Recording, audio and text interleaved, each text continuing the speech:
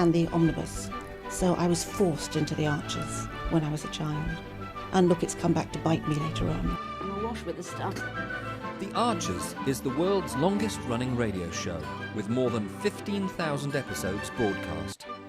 Despite being a rural flavour show, The Archers is recorded in the heart of the UK's second-largest city, Birmingham. All right, welcome in everyone to another deep dive. Today we're headed to the charming and sometimes chaotic world of Ambridge. Ooh, Ambridge. Sounds delightful. Well, it can be. Thanks to one of our fantastic listeners, we've got our hands on some audio straight from the source, BBC Radio 4's The Archers. The Archers. A classic. Oh yeah, it's like a window into village life, all its little dramas and secrets.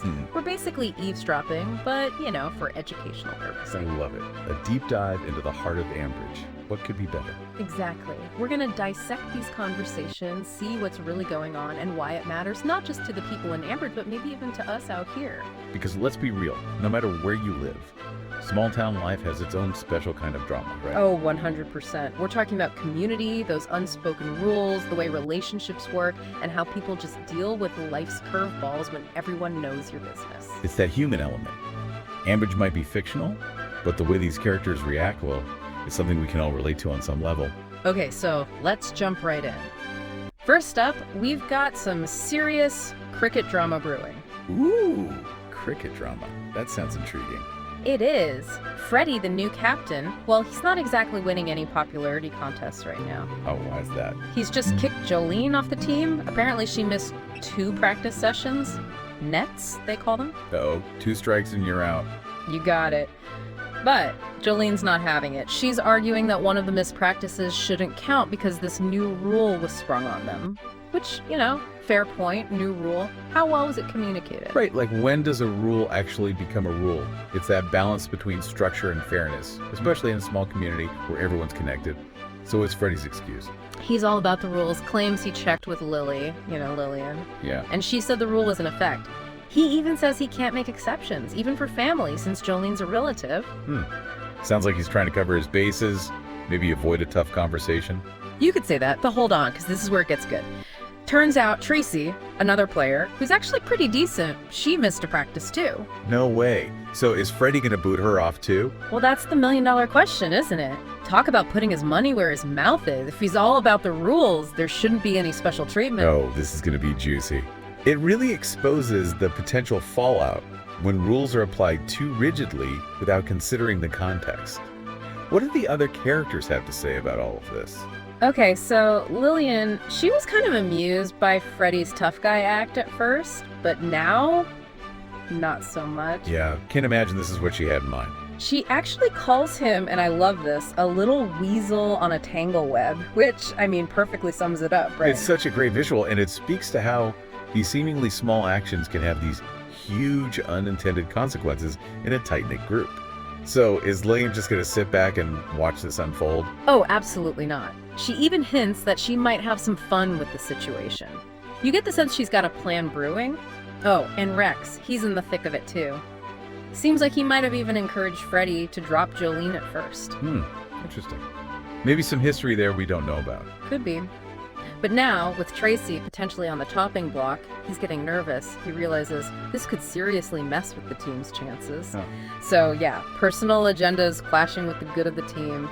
Classic. It really highlights those shifting allegiances and how individual motivations can play out within a larger group dynamic. It's like a mini social experiment. Totally. And then there's Jolene, understandably feeling like Freddie wanted her gone anyway, rules or no rules.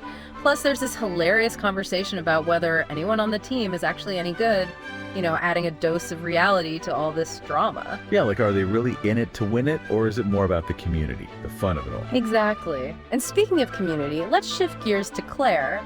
She's just been laid off from the dairy. Oh no, that's never good news. No, especially in a small village where jobs aren't exactly growing on trees. She's worried, understandably. She's even thinking about applying to the chicken factory, but it sounds pretty rough. Eddie and Emma describe the bosses as right bullies. Yikes. Not ideal. Not at all. But as luck would have it, Fallon, who owns the local pub, needs help in the kitchen. And Emma, bless her heart, suggests Claire for the job. Sounds like a win-win, right? You'd think so. But here comes Lillian, ready to throw a wrench in the works. Uh-oh, what she got against Claire? Well, she brings up this E. coli scare from years ago at Bridge Farm, which feels a bit like digging up ancient history, if you ask me. Then she starts questioning Claire's energy, her ideas, even if she can work the till. Wow, that's a lot of negativity. Is there something else going on here? It does make you wonder, is this really about Fallon's business, or is there some personal beef between Lillian and Claire? And then Lillian really goes there, brings up ageism, implying Claire's too old. Seriously. Ouch. It's a reminder that these unconscious biases can pop up anywhere, even in the most unexpected places. No kidding. But Fallon, she handles it really well. Suggests Claire submit a CV, like everyone else, and they'll see how it goes. And Emma, she offers to help Claire type it up. Talk about community spirit, right? It really shows the importance of having a support system, especially when you're facing tough times. It's not just about finding a job, it's about having people in your corner. Absolutely. And to add to all this, we hear Casey's got a job interview lined up too, so Claire's not the only one dealing with work stuff. So even in a small place like Ambridge, life keeps throwing curveballs. It's a reminder that these everyday challenges are universal. We might not all live in a village, but we all deal with job searches, changing relationships, and the complexities of community life. So true. And speaking of everyday life, we get these lovely little glimpses into what's happening in Ambridge. Preparations for Kira's birthday party, Ed's ordered a red velvet cake, her favorite. Just sweet, normal stuff. I love those little details, those little touches of normalcy amidst all the drama. It makes the characters feel more real, more relatable. Totally.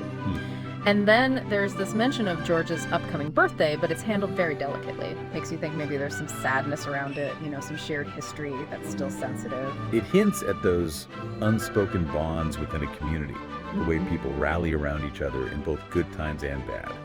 That shared history that shapes how they interact. And then Emma checks in on Fallon after Harrison's been away. It's that quiet support network that's always there. And Fallon says having Harrison gone has actually been healthy for them. Interesting, yeah. It challenges that idea that couples always need to be together to be strong. Sometimes a little space can be a good thing, even in the most loving relationships. Absolutely. And then we're reminded we're in the countryside. They're weaning the Texel lambs, Emmer they call them. Love that. It brings that rural element to life, those agricultural rhythms that underpin everything in Ambridge. It's like a heartbeat. Totally. And meanwhile, Rex is working from home, still reeling from the whole Jolene situation. And then there's this awkward run-in with Rashelle, who basically ghosted him after his party. Ouch. Ouch is right. Modern dating woes, even in a place like Ambridge. It's a reminder that no matter where you live, those feelings of rejection and social awkwardness are universal. So true. And Lillian can't stay quiet for long. She says straight up that Freddie needs a kick, and guess what? She and Tracy have already rescheduled that team meeting, part of Lillian's master plan, she says. Oh, Lillian, always the puppet master. She's not letting this go. You can bet she'll use this opportunity to teach young Freddie a thing or two about managing people, not just rules. Oh, for sure. So after all this, what are the big takeaways for our listeners? What's the Ambridge wisdom for us all? Well, I think this little peek into Ambridge shows us that even in a place that seems peaceful, there's always something bubbling beneath the surface. The cricket drama shows how a small rule can turn into a huge mess of emotions and consequences, and how everyone's got their own agenda. In Claire's job search, that highlights how easily our personal views, even biases we might not realize we have, can affect how we see others and their abilities.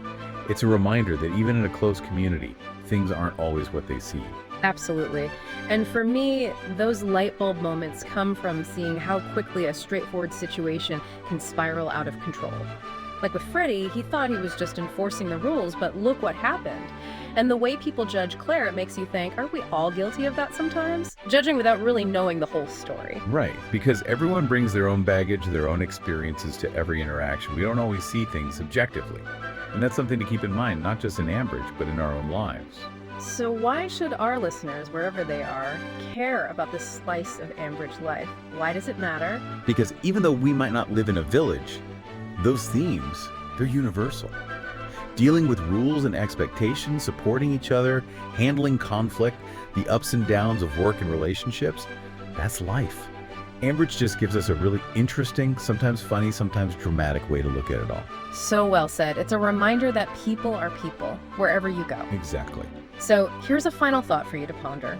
How often are the decisions made in your own life, at work, in your community, how often are they really objective?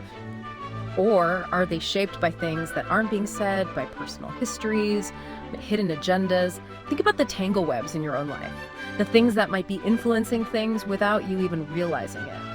This little trip to Ambridge, it gives us a lot to think about, doesn't it? It does. It's a reminder that there's always more to the story than meets the eye. Thanks for joining us for another deep dive. We'll see you next time. Bye, everyone. So, what are you doing now? Just getting ready for the next episode. Just And, moving mics around. So, what do you do? I do the spot effects on the archers. Are you what we call Foley then? Kind of. Yep. That's, Okay. And these are all part of the paraphernalia of production. yep. That's the ball bar. This one. Yep. That's. Hayley so wanted to be in their own place when their baby came. It's due in 2 months. Not much chance of that now. But, I mean, it would have been a stretch for him before he'd actually mind it. Well, I just wish there was something practical I could do to help him get along. I think The Archers has had this immense popularity over the years, basically because it has always very accurately reflected the reality of life and living in a rural community at whatever